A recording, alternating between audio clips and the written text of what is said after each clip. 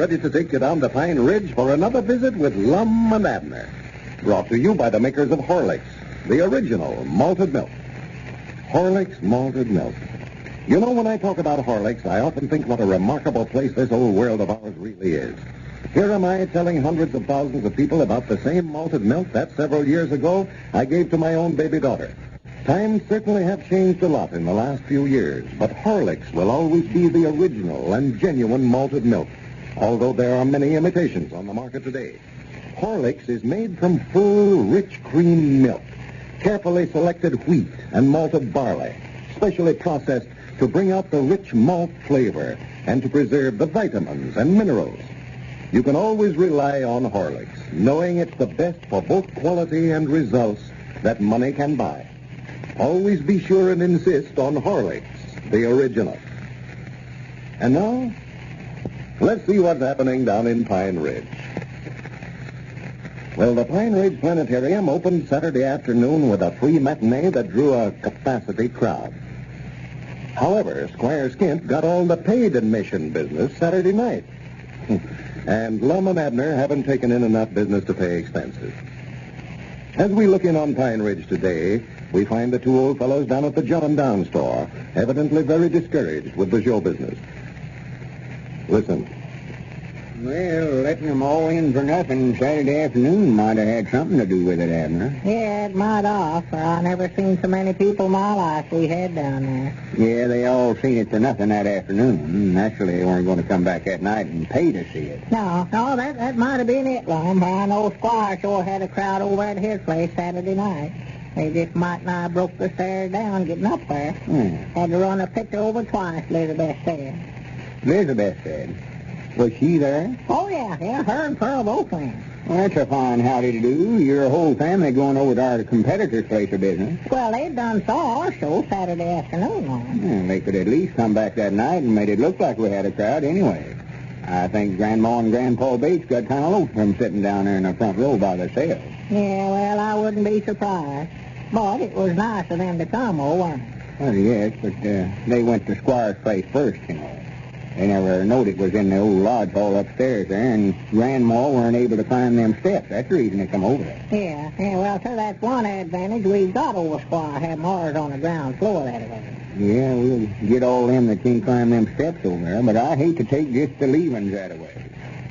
I got awful lonesome sitting out there in the box office in front there. Yeah, I know. I had to wake you up when I come out there to tell you that the show was over. You sound asleep. Well, something's got to be did. I know we can't go on this way. Ain't even paying extra. I believe that's all right, man. Yeah. I hope it ain't nobody wanting groceries delivered. I ain't in no humor to put up no grocery order. No, me neither. Hello? This is the Pine Ridge Planetarium, or jot'em down store talking. I mean, Lum Abner's talking. Who? Oh, how are you, Miss Phillips? Why, we've got the same picture that we had Saturday, the Texas Kid. It's an uncommonly good... Oh, you did? Well, you might enjoy seeing it again. I know I liked it better the second time. Yeah, me too. No one saw it better now. Well, of course, everybody's different that way. Well, we're going to change pictures Wednesday night again. Yes, Mom. Well, I don't know yet what it'll be. We don't know till they get out here, you know. Yes, Mom. All right, thank you for calling. Yeah. Goodbye. Mom. Oh, goodbye. Are they coming to the show tonight, huh? No, she said she's seen it Saturday afternoon free for nothing. Oh.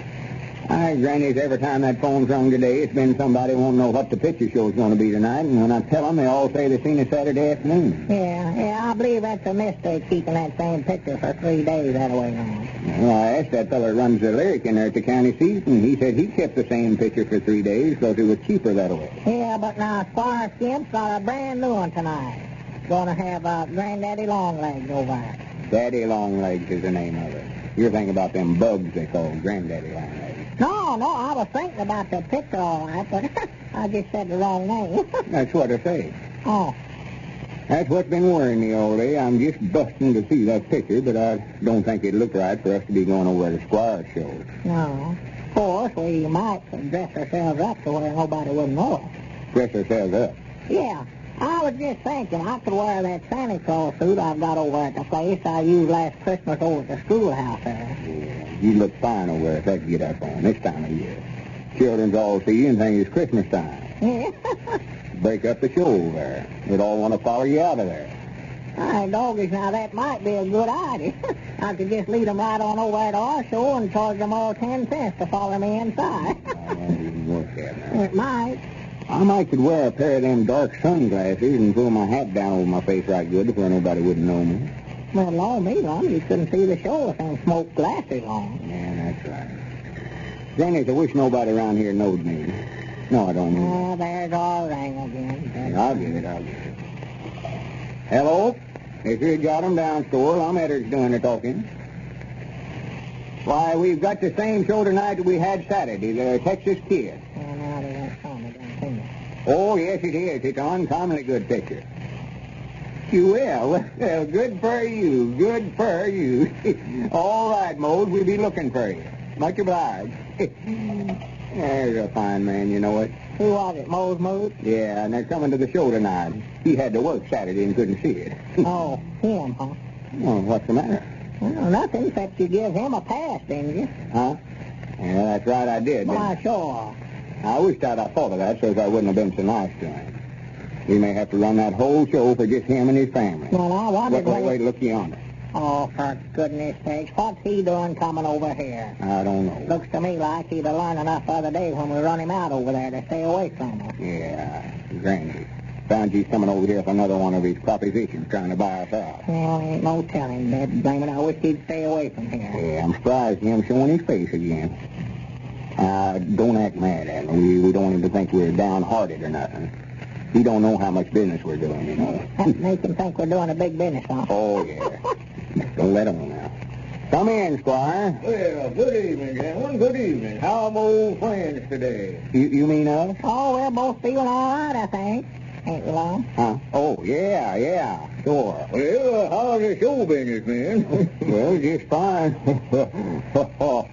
Awful well pleased with it. How is it with you, Squire? Well, frankly, gentlemen, I'm a little disappointed. I never had to give but 2 shows Saturday night, but I look for a nice turnout tonight.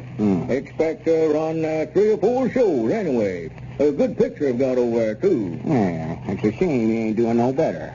I reckon we had most of the business Saturday night. Huh, Lum? Hush up, Abner. Yes, well, I'm making some changes over there. It's going to help things, I believe. I let Grandpappy Spears go today and hired the Macmillan boys and their string band. Going to have them give a concert out in front of the theater every night there, and I believe it'll attract a big crowd. You say you let Grandpap go? Yes, that player piano wasn't enough music by itself. Well, I thought you had Grandpap sign a 3-month contract to work for you. Well, I did, Lum, but that was just binding him. There wasn't anything in the contract that said how long that I'd keep it. Yeah, he never sees Squire Skimp get himself into anything that he can't get out of. That's kind of hard on Grandpap, though. He quit us to go to work for you. Well, that's his hard luck, Lum. He ought to know what he's assigning. Well, he knowed. He told us it was a contract. So Grandpap's out of a job now, huh? Yes, I'm afraid so. But that's not what I come over to see you men about, so. Well, if you come over here to make another offer on buying a third interest in our picture show, Squire, you're just wasting your time, I can tell you that. No, now, Lum, I'll change my mind about that. I wouldn't have a third interest in your show if you'd give it to me. I just wanted to make some arrangements with you men to take care of the overflow from my theater over there. The overflow? Yes, I see right now that I'm not going to be able to take care of the crowds over at my place, and if I can make a deal with you to take care of the overflow, well, I'll send them on over to your place. And I'll give you 5 cents on every one that I send over there. Wait a minute. You mean anybody that you send over to our show, we just get a nickel of the admission? Well, yes, I think that's fair enough, Lum.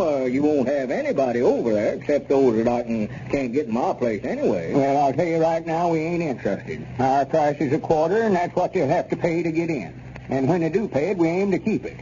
The best thing for you to do, Squire, is just run that business of yours and let us run ours. Yeah, and quit coming over here making these propositions. We ain't interested in nothing that you've got anything to do with. You think you've got the best of us in this picture show business, but we ain't through yet. Fact is, we ain't good and started. Well, if that's the way you gentlemen feel about it, all right.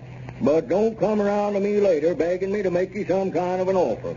I was just trying to help you, is all I was trying to do. But now I'll break you. I'll have that place of yours closed in a week's time. Well, we'll get along without you, don't you worry. Yeah, we'll see who does the breaking around here. Just leave us alone, that's all we ask. Well, good day, gentlemen, good day.